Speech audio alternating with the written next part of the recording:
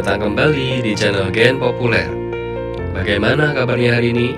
Kami doakan semoga sehat selalu. Kali ini kita akan membahas hal paling aneh dan ganjil yang ada di dunia. Kita sering mendengar dalam khotbah-khotbah di masjid-masjid dan gereja-gereja bahwa setan sudah dirantai atau dikalahkan, bahwa penyembah berhala adalah kepercayaan bodoh yang sudah usang.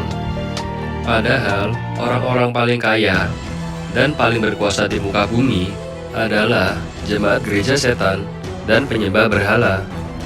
Ritual satanik di Bohemian Grove, Amerika Serikat tercatat dihadiri oleh jemaatnya para negarawan dan konglomerat seperti David Rockefeller, Henry Kissinger, Richard Nixon, Ronald Reagan, Jimmy Carter, dan lain-lain. Ini adalah foto Reagan dan Nixon di acara ritual satanik Bohemian Grove. Tentu, kita gak bakal bisa ngerti kalau gak tahu latar belakang kulturalnya yang begitu mengakar sampai ribuan tahun. Aliran sekte iblis ini sudah ada sejak peradaban pertama manusia di Babilonia atau di Menara Babel di kampung Nabi Ibrahim. Umat Islam dan Kristen gak akan pernah perang kalau gak difitnah dan dihasut oleh sekte iblis yang bernama Knight Templar. Pura-pura menjadi tentara Kristen yang gagah berani, padahal Knight Templar ini adalah antikris dengan ritual meludahi salib. Ritual satanik Knight Templar akhirnya ketahuan juga. Paus Clement V dan Raja Prancis Philip IV memerintahkan pembunuhan massal anggota Knight Templar hari Jumat 13 Oktober 1307. Sudah jelas-jelas diburu dan dibakar massal oleh pausnya sendiri. Tetap saja, Knight Templar sampai sekarang sering muncul dan dipuja-puja sebagai tentara perang suci. Yang menyedihkan, perang salib yang merupakan hasil fitnahan dari sekte iblis ini meninggalkan warisan kebencian 1000 tahun di kalangan umat Islam dan Kristen. Eropa dari abad 1 sampai dengan 14 disebut abad ke-8, baru abad ke-15 dimulai abad pencerahan atau Renaissance yang ditandai dengan berkiprahnya 3 seniman besar yaitu Leonardo da Vinci, Michelangelo, dan Botticelli. Ketiga seniman besar itu adalah anak angkat dari bankir dan orang terkaya di Italia, Lorenzo de Medici. Dia adalah jemaat gereja setan, begitu pula Da Vinci, Michelangelo, dan Botticelli. Ini adalah karya agung Michelangelo, patung Nabi Musa bertanduk di Katedral Saint Peter, Roma. Simbol apakah tanduk itu? Dari sinilah timbul istilah Freemason atau tukang kayu yang berpikiran bebas atau berani melawan tirani gereja Kristiani. Dan hebatnya, keluarga de Medici yang penganut sekte iblis itu kemudian bisa jadi Paus Clement ke-7 dan Paus Leo ke-10.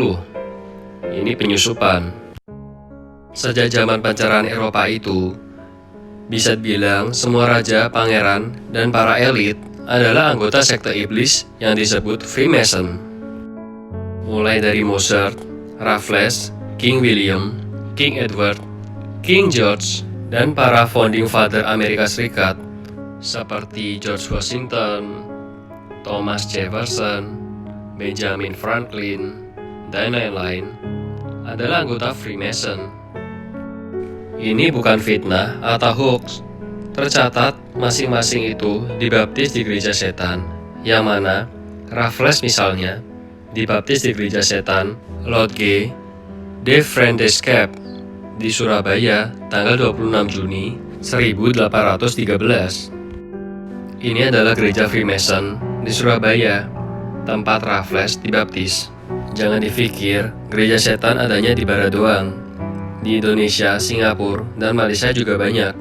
Rothschild misalnya, dia gak bakal jadi kaya kalau gak bergaul sama Prince William ke-9, cucu King George dari Inggris, sepupu King George ke-3. Ini adalah Prince William ke-9, sesama jemaat gereja setan yang bikin Rothschild jadi kaya raya. Siklus berputar terus di Amerika Serikat. 100 tahun kemudian, John D. Rockefeller gak bakal jadi kaya kalau gak disponsori Jacob Schiff, Dewa Wall Street, dan agen Rothschild. George Bush, baik yang senior maupun junior, dua-duanya adalah anggota sekte Skull and Bones di Yale University. Ini bukan fitnah. Dia mengaku sendiri di autobiografinya. It's so secret we can't talk about it. What does that mean for America? The conspiracy theorists are going to go I'm wild. sure they are. I don't know. I haven't seen the web. Number 322. Lingkaran kuning pada gambar tersebut adalah George Bush senior dan berfoto di depan tengkorak. Tapi tidak semua jemaat Freemason itu jahat, karena ada tingkatan-tingkatannya. Kebanyakan hanya jalankan ritual sesuai kepercayaannya. Gak ada hubungannya dengan kekayaan dan kekuasaan. Hanya sebagian kecil di tingkatan-tingkatan tinggi yang merusak, makanya disebut global elite. Ini adalah foto George Bush Jr. dan sekte Freemason di White House. Kelompok kecil ini merasa menjadi orang-orang pilihan yang memperoleh pencerahan dari Lucifer. Global elite percaya bahwa mereka ditakdirkan untuk menjadi Tuhan di muka bumi, dan kita umat manusia adalah budak-budaknya. Itu yang membuat hidup makin susah. Krisis ekonomi diciptakan dengan menarik uang dari peredaran. Peperangan diciptakan dengan provokasi dan disinformasi. Hingga akhirnya umat dunia tunduk pada orde baru dunia di bawah kekuasaan mereka. Semoga kita selalu waspada akan realitas dunia yang sesungguhnya. Iblis adalah musuh yang tidak kelihatan. Yang bermasalah bukan negaranya, juga bukan rasnya, tetapi ideologi oknumnya, globalis, dan anti-agama.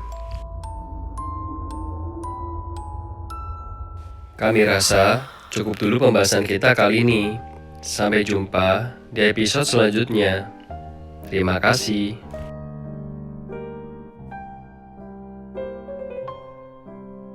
Seperti biasa, jangan lupa untuk subscribe, like, dan komen.